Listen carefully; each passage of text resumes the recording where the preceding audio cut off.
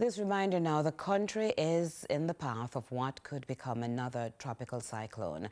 And as the system inches closer, some towns are already experiencing flooding and others are being urged to be on the alert. At the same time, authorities are reminding Jamaicans not to panic and to get updates from credible sources, even as the power company warns of outages. Here's Nika Lewis with more. Battered by Beryl, but it's still unclear just what will happen should the tropical system now inching closer to Jamaica become a hurricane. So far, sections of the island have been soaked by continuous or intermittent showers, others barely better since Beryl.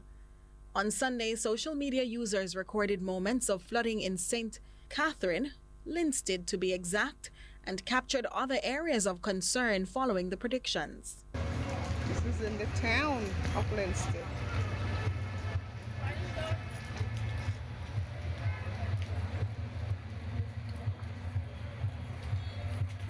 Bicycle man come, so let's see how him come out. See him come out? Not sinking but let's see. Him a risk it. Hey man, hey, hey, hey, hey, you bicycle man. Meanwhile, the experts are warning locals to take heed and avoid flooded areas or flood-prone spaces, as the next 24 to 48 hours could yield storm-like conditions. The Jamaica Public Service Company has also issued advisories noting possible power cuts given these conditions amid other warnings. There is an area of disturbed weather that has been in the southwestern Caribbean for the past few days, actually almost a week, and I've been monitoring that system for a long time. It continues to show potential for further development, and in the most recent reconnaissance into the system, it shows that it is quite likely going to become a tropical depression or tropical storm within the next 24 hours. It is at the same time moving toward the north, which would take it closer to Jamaica.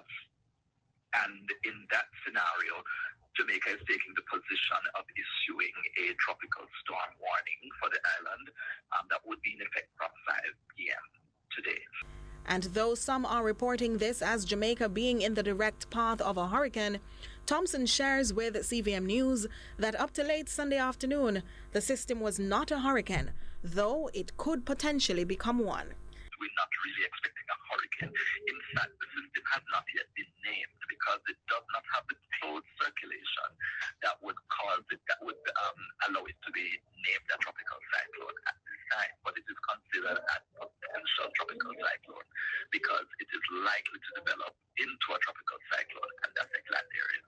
He's urging marine interests and those in disaster-prone spaces to be on high alert to prevent loss of lives or damage. Those persons who would be operating in our marine spaces should be particularly interested to know that the system is moving closer, and so the seas should be vacated and all residents should really be on the mainland.